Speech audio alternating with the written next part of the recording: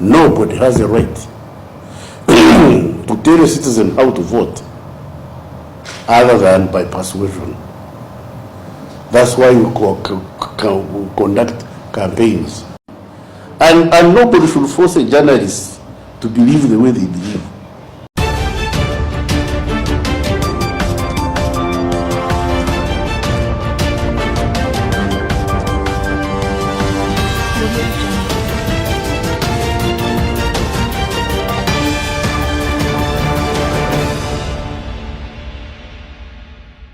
General OTAFIIRE has come out to caution Muhoozi to stop forcing people to support his cause.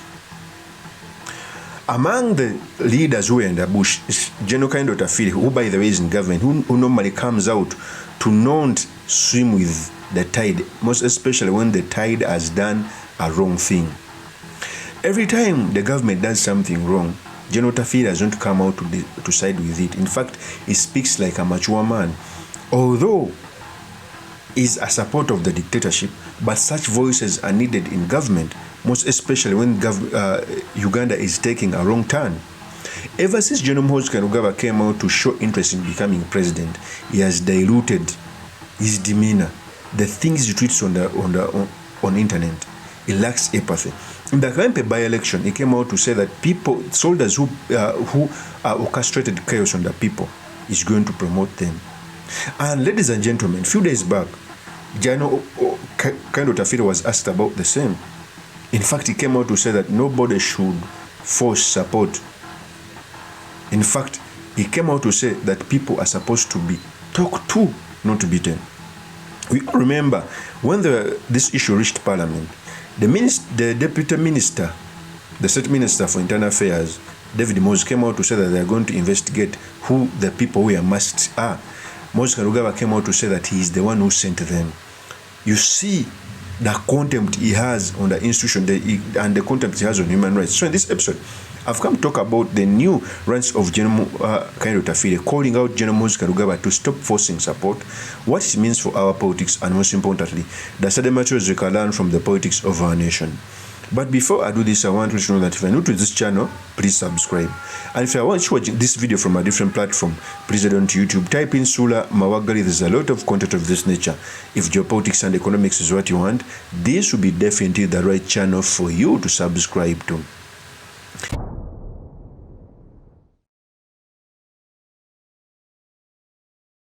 First of all, OTAFIIRE is one of the Bushwar generals. And I've realized that whenever government makes a mistake, and remember, he heads the internal minister, is the internal minister, and he is is responsible for the police.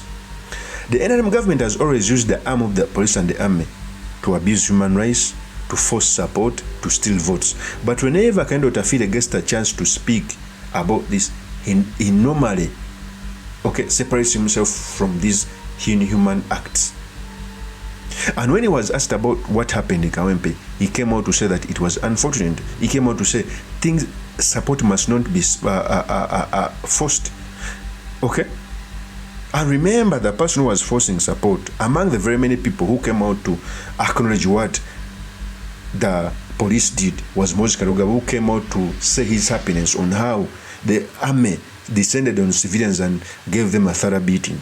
So OTAFIIRE coming out to disengage from such stupid acts is a sign that shows that there is some iota of truth that is coming out from the dictatorship. We all know it's opposed to the dictatorship, but we all need that voice that at a certain point when things are going wrong, we need a OTAFIIRE who sometimes comes out to speak about bad things in the NRM government. Before I proceed, I want to play a tape when OTAFIIRE was talking about this. In fact, he came out to also attack Muhoozi indirectly. Here's the tape. The situation of KAWEMPE is unique. You know that, frankly speaking, the last NRM MP of KAWEMPE who have had was the late Med Kabwa. We've not had any other NRM MP voted by the people of KAWEMPE. So anybody with a slight iota of common sense would know that KAWEMPE, we are going into a contest where we are the underdog.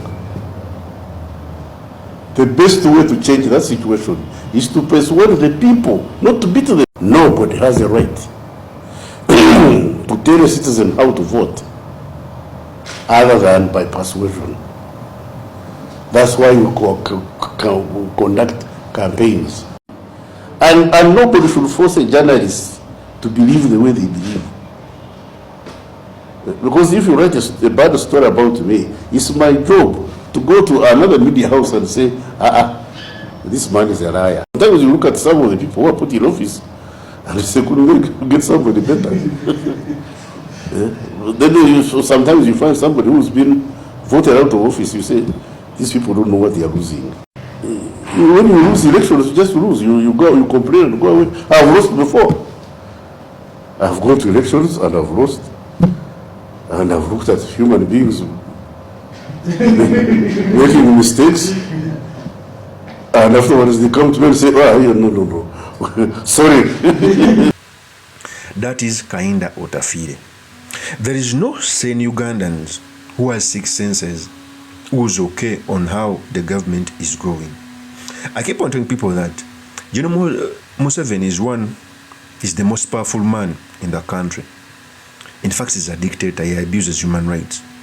But even when he has come out to abuse human rights, he normally does not come out to chest thump about them because he knows what it means. Unfortunately, his son Muhoozi Kainerugaba, whenever the police does something wrong, whenever there is unconstitutional tendencies, whenever there is something that's going wrong in the country, he comes out to give it face. In fact, I keep on telling people that Muhoozi Kainerugaba is the face of impunity when it comes to constitutionalism and human rights abuses. Even the things, I think, to be fair, even the things he doesn't come out to command, when they come in the public domain, he gives it face, he gives it a green light. Take, for example, in the KAWEMPE by election, people were beaten.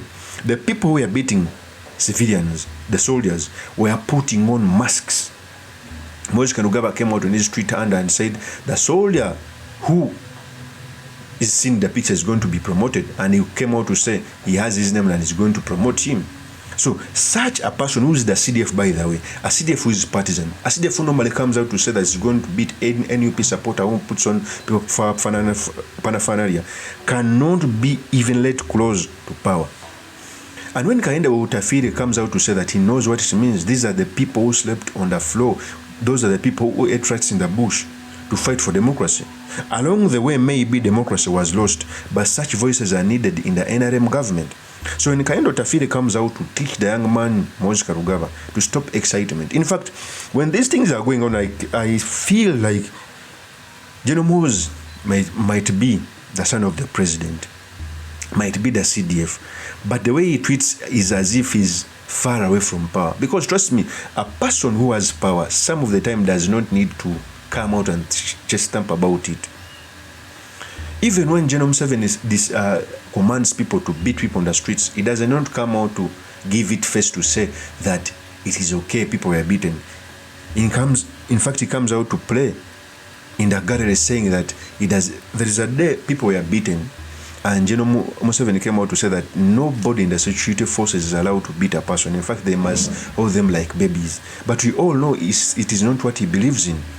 So OTAFIIRE coming out to speak about those issues in the KAWEMPE by election, discouraging the police and the army to beat people for in order to force them to support, it shows that these people also see where the country is going.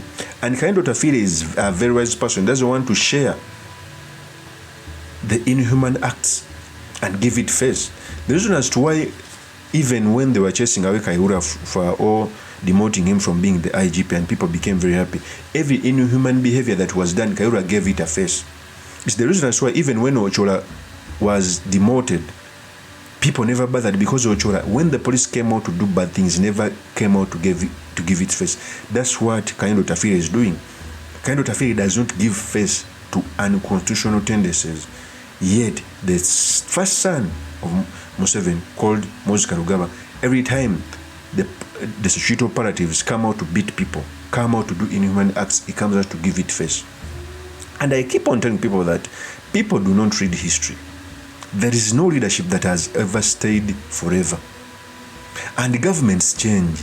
Powerful governments change. Okay?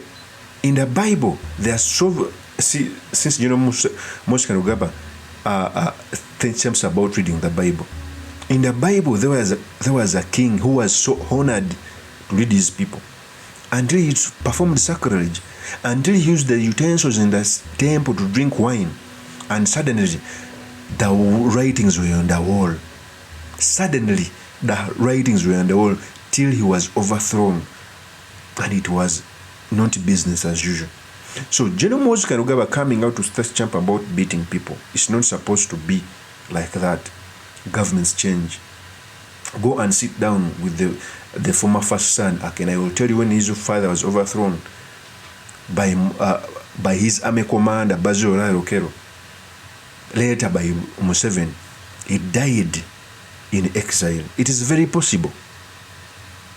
Okay? Instead of stamping about the army, change stamp about people's support, because people's support is always supreme. Of course, that's my opinion. Do make comments by commenting about this. Thank you very much for listening in. If this is your first time on this YouTube channel, employee would subscribe, like, and comment so that I can be motivated to do more of such videos. I'll see you on another one. Peace.